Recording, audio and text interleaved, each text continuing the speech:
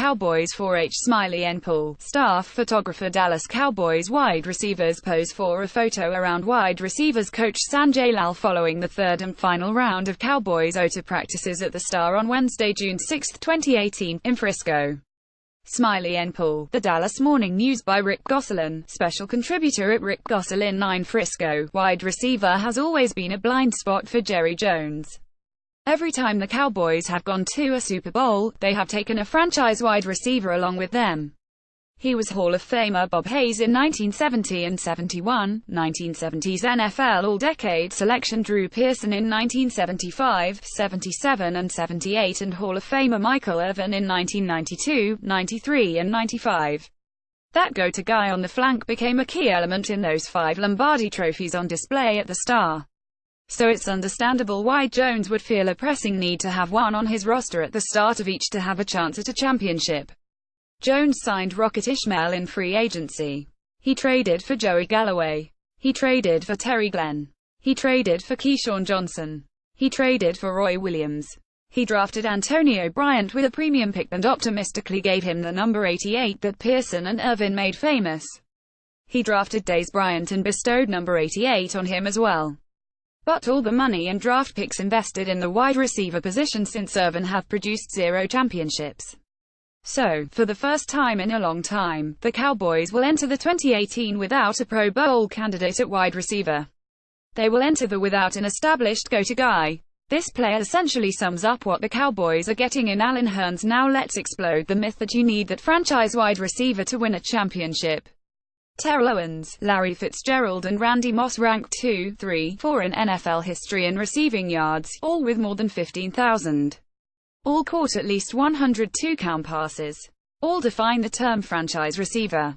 Moss and Owens will both be enshrined in the Pro Football Hall of Fame this summer.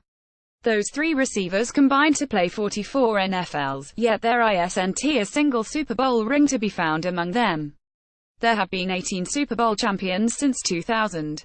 7 of the Shams did not have a 1,000-yard receiver, and 11 of them didn't have a wideout catch at least 80 passes. Only 2 of the last 18 champions had wide receivers voted to the Pro Bowl, the Packers with Greg Jennings in 2010 and the Colts with Marvin Harrison and Reggie Wayne in 2006. Tom Brady has 5 Super Bowl rings on his hand. The Patriots didn't have a wideout voted to the Pro Bowl off any of those 5 championship teams. Brady was winning Super Bowls with the likes of David Givens, Troy Brown, Deion Branch and Julian Edelman on the flank. When Brady had Wes Welker winning NFL receiving titles and Moss setting NFL records as Patriots, he never won a Super Bowl. The Philadelphia Eagles won the Super Bowl last without a Pro Bowl wide receiver. The Eagles also didn't have a 1,000-yard receiver. The leading receiver, tight end Zach Ertz, finished 19th in the NFL in catches and 30th in yards. The game has changed. With 4 and 5 receivers now in most passing sets, the quarterback has more options. More players are going to catch more passes. You don't need to ask one receiver such as a Jerry Rice or an Irvin to put a team on his back and deliver a championship.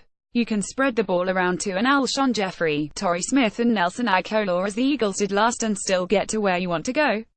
Michael Gallup explains why his unique pet has him fitting right in with the Cowboys. Brian caught more passes 69 last than Agholor, Jeffrey or Smith, yet the Cowboys made him a salary cap casualty. Agholor caught 62 passes, Jeffrey 57 and Smith 36 in 2017, and that trio combined for only 2 100-yard games.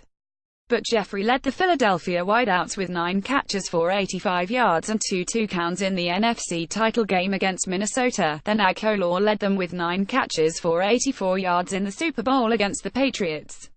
Without a Rice or Irvin on the flank, Philadelphia quarterbacks Carson Wentz and Nick Foles threw the football where the reads of the defense took them. They didn't have to force passes to anyone. Follow your progression and someone will be open.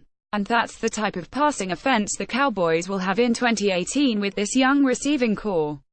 The ball will go where Dak Prescott's reads take him. It may be Cole Beasley one week and Michael Gallup the next.